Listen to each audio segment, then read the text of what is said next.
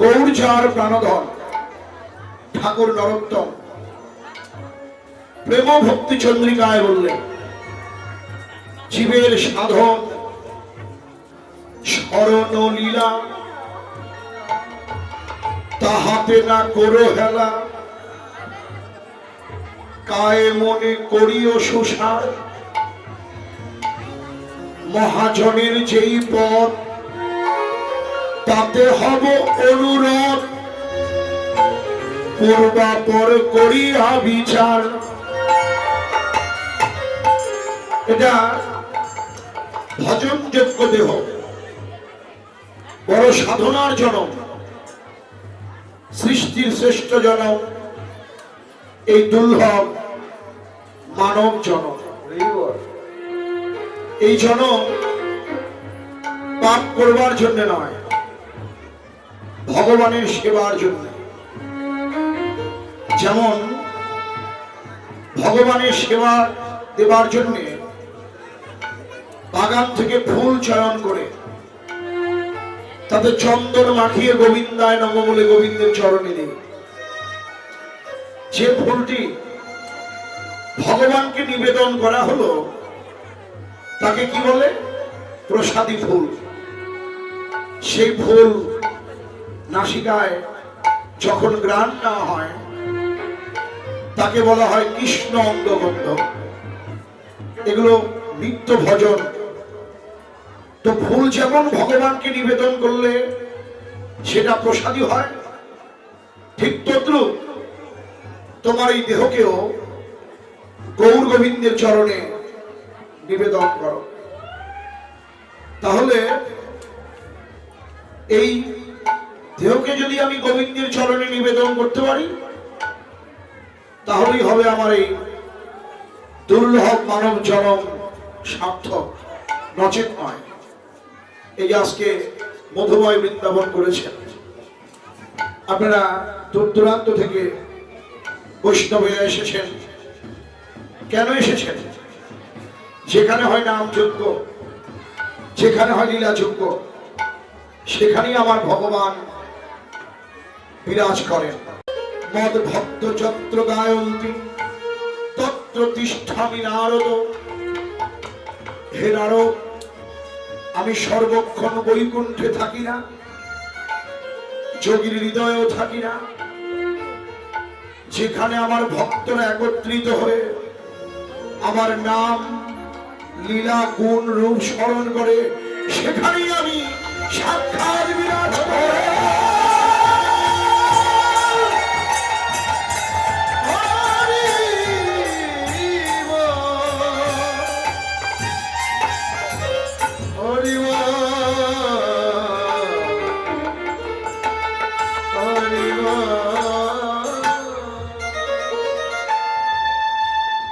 তাহলে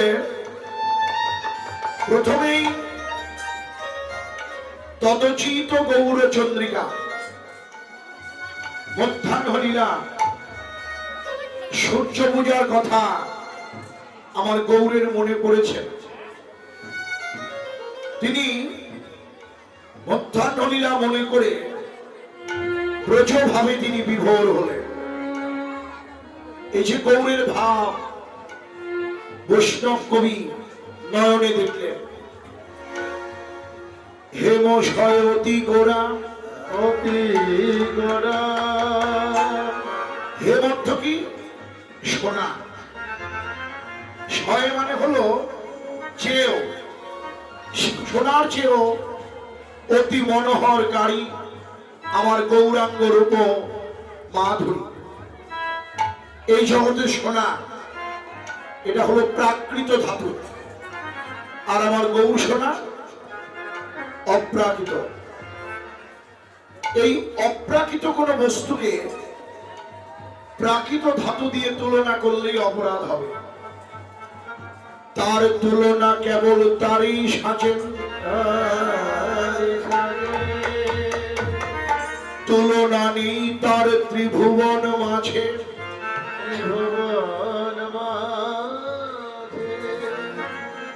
তাহলে প্রশ্ন হয় যে আমার গৌরাঙ্গের রূপ মাধুরী যেন সোনার জ্যোতিকেও জয় করেছেন। জয় মানে কি? চেয়েও, সোনার চেয়েও অতি মনোহরকারী আমার গৌরাঙ্গ রূপ মাধুরী।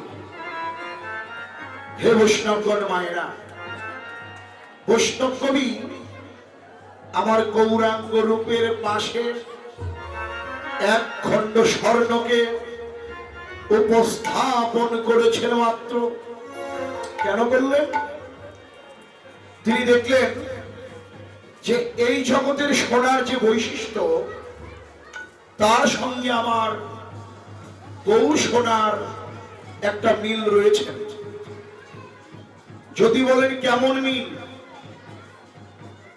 এই জগতের সোনা গলে যায়।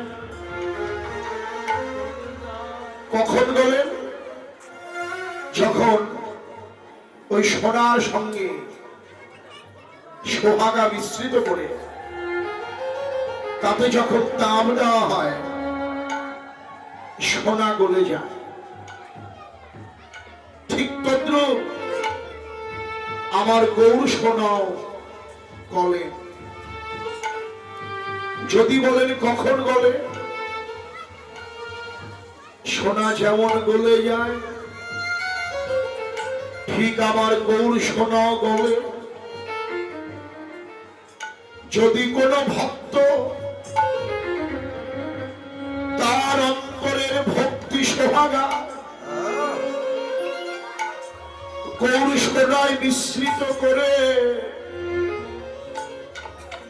যদি একবার অনুরাগের তাপ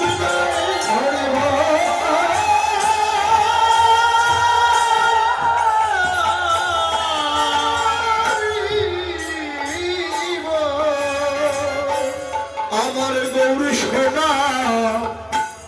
সোনা গলে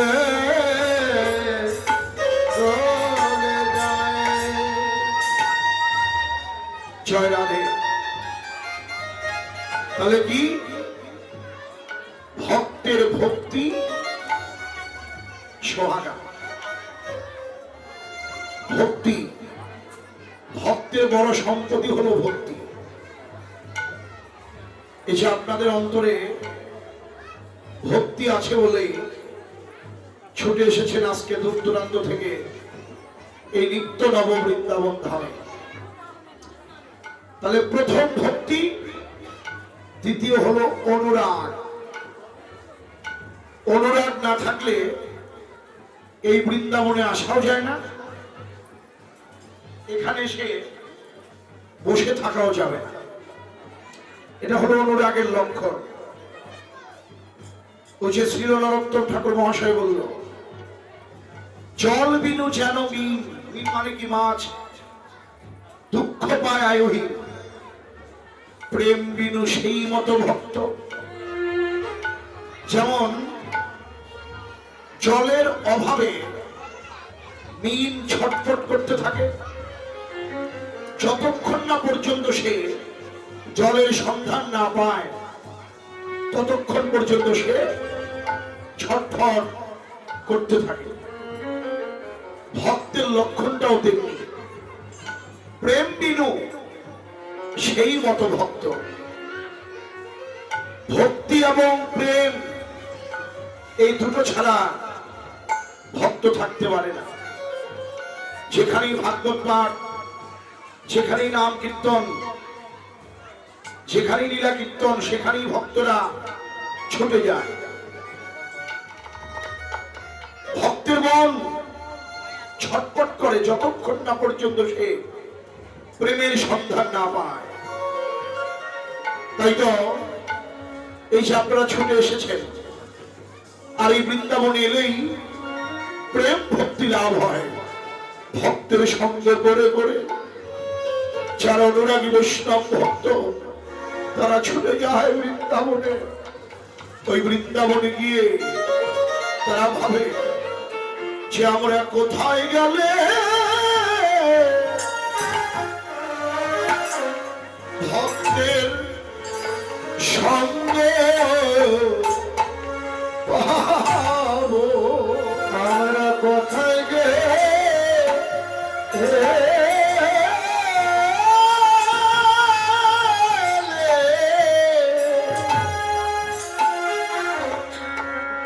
প্রেম বৃক্ষের নিগম কল্পতরুর গলিত ফলম। তিনি এবার নেমে এসেছেন ধুলার তরে। আমার মতন সংসার পাপ তাপ দগ্ধ জীব, আমার মতন কৃষ্ণ বহির্মুখ জীব, আমার মতন অনাদিকালের অপরাধীকে কৃষ্ণ পথে উন্মুখিনী করিতে যিনি জ্ঞানীর ব্রহ্ম, যোগীর পরমাত্মা, ভক্তের ভগবান, আমার গোলক বিহারী হরি গোলকের আসন ছাড়ি কাঙ্গালের বেশ ধরি।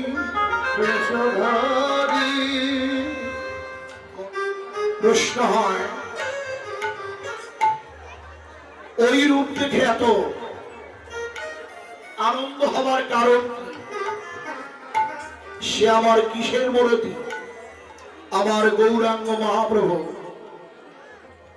পীড়িতি রসের মূরতি ধরলেন। কেন?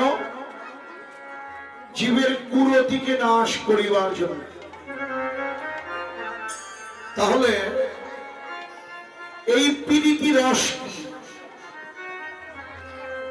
আমার গৌরাঙ্গ যে পীড়িতি রসের মূরতি ধরলেন, এই পীড়িতি রস কি? নয়নে নয়নে বান পরিশনে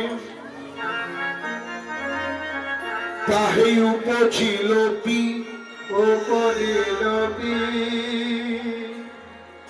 অধরে অধরে সুধা বরিশনে তাহে জনমিল রি, তাহে জনমিল রি।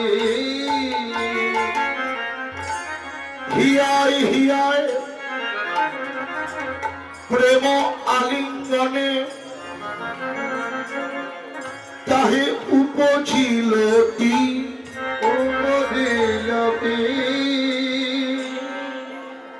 এই তিন অক্ষরে হইল পীড়িতি। এই তিন অক্ষরে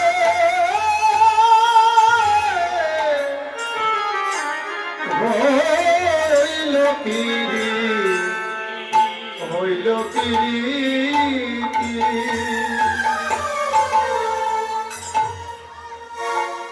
আজকে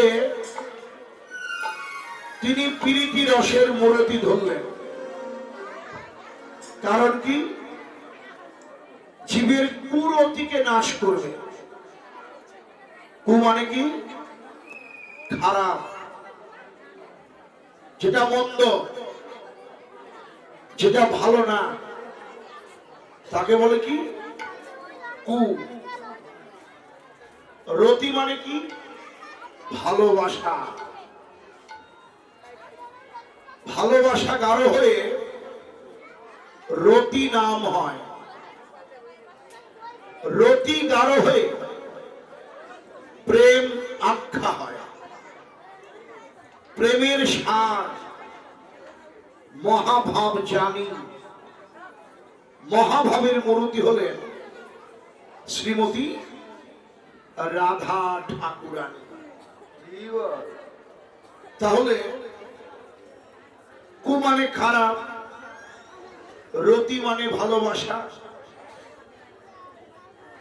যে ভালোবাসা নষ্ট হলো, কেন নষ্ট হয়? যে পাত্রে ভালোবাসা দেবার কথা ছিল সেই পাত্রে তো ভাই ভালোবাসা দিলাম না। আমার এই ভালোবাসাকে আমি অনিত্য সংসার, ভাই বন্ধু, আত্মীয় স্বজন, সবাইকে আমার এই ভালোবাসা বন্টন করে দিলাম, বিলিয়ে দিলাম। কিন্তু এই জগতের ভালোবাসা যতক্ষণ স্বার্থ থাকবে মা, ততক্ষণ আপনার ভালোবাসা থাকবে। কিন্তু স্বার্থ ফুরিয়ে গেলেই ভালোবাসার ওই মানুষটা আপনার সঙ্গে শত্রুতে পরিণত হবে, আপনার নিন্দা চর্চা করে বেড়াবে। যাকে ভালোবাসলেন শুধু স্বার্থের বিনিময়ে আপনার সঙ্গে সে শত্রুতা করবে। তখন আপনি মনে মনে ভাববেন, এতদিন কার সঙ্গে ভালোবাসা করলাম, কাদের ভালোবাসলাম। যেমন ওই বিল্লমঙ্গল ঠাকুর চিন্তামণিকে ভালোবেসেছিল। এই ঝড়ের রাত, নদী পার হবে, কোথাও নৌকা ছিল না, সে নদীও পার হলো। প্রাচীর, চিন্তামণির বাড়ির চতুর্দিকে প্রাচীর ছিল, প্রাচীর ওই দরজা বন্ধ, প্রাচীরও তিনি পার হলেন। চিন্তার দরজায় গিয়ে বলল, চিন্তা আমি এসেছি। কে? আমি বিল্লমঙ্গল। সে কি গো ঠাকুর, ঝড়ের রাত, তাছাড়া আমার বাড়ির দরজা বিশাল বড় প্রাচীর, তুমি কি করে পার হলে? চলো আমি দেখব। বিল্লমঙ্গল প্রথম তাকে ওই নদীর ঘাটে নিয়ে গেল। চিন্তা, নদীতে কোনো নৌকা ছিল না, ঝড়ের রাত তো, আমি নদী পার হতে পারবো না বলে ওই যে তুমি একটা শুকনো কাঠ ভাসিয়ে দিয়েছ, ওই শুকনো কাঠকে আমি বুকে জড়িয়ে ধরে এই নদী পার হয়েছি। কোথায় আমি দেখবো, চলো যাই। বলছেন ওই তো শুকনো কাঠ। চিন্তামণি দেখছেন কিসের শুকনো কাঠ? একটা পচা গলা মৃতদেহকে সে বুকে জড়িয়ে ধরে সে নদী পার হয়েছে। চিন্তামণির ভালোবাসায় বিল্লমঙ্গল যেন অন্ধ হয়ে গেছে। দেখেন ভালোবাসা কাকে বলে। ঠাকুর তুমি করেছো কি? ওটা একটা পচা গলা মৃতদেহ। বলো কি সর্পের লেজ বেয়ে এসে প্রাচীর অতিক্রম করেছেন। চিন্তামণি নয়নের জলে বক্ষ ভাসিয়ে দিয়ে বলল, ঠাকুর তুমি আমাকে এত ভালোবাসো? ঠাকুর এই যে তুমি আমাকে ভালোবাসো, আমি তোমাকে একটা কথা বলি, এই ভালোবাসার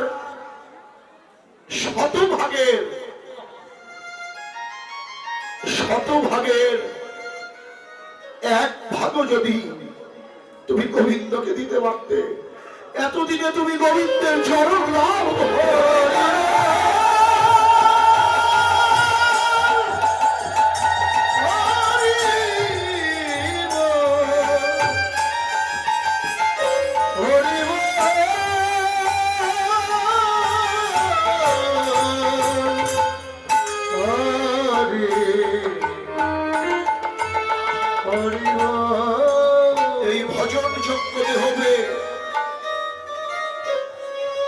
ভগবানের ভজন করো ঠাকুর।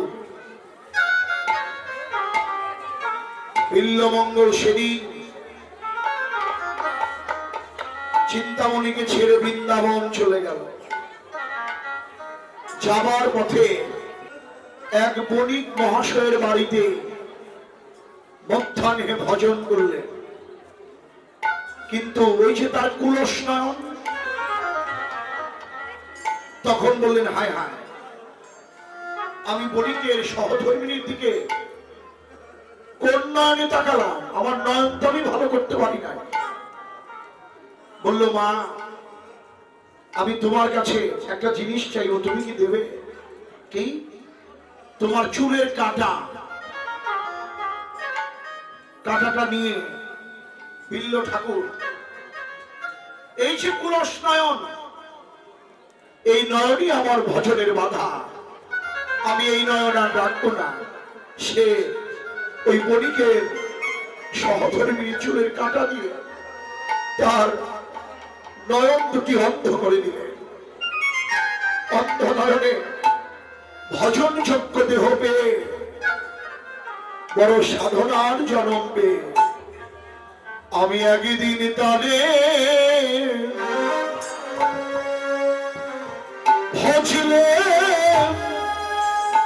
ভজলেম না রে। আমি একদিন তারে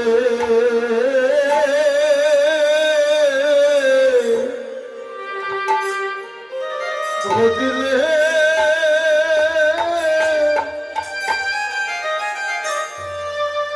আমি ভজলেম না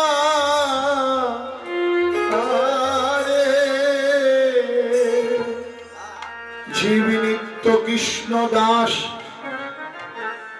ইহা ভুলে গেল, তে কারণে মায়া ফাঁস জীবের গলাতে পড়িল। তাতে কৃষ্ণ ভজে করে গুরুর সেবন, গুরুর সেবন। মায়া জল ছুটে পায় কৃষ্ণের চরণ, ওই মায়া জল ছুটে পায় ওই কৃষ্ণের চরণ।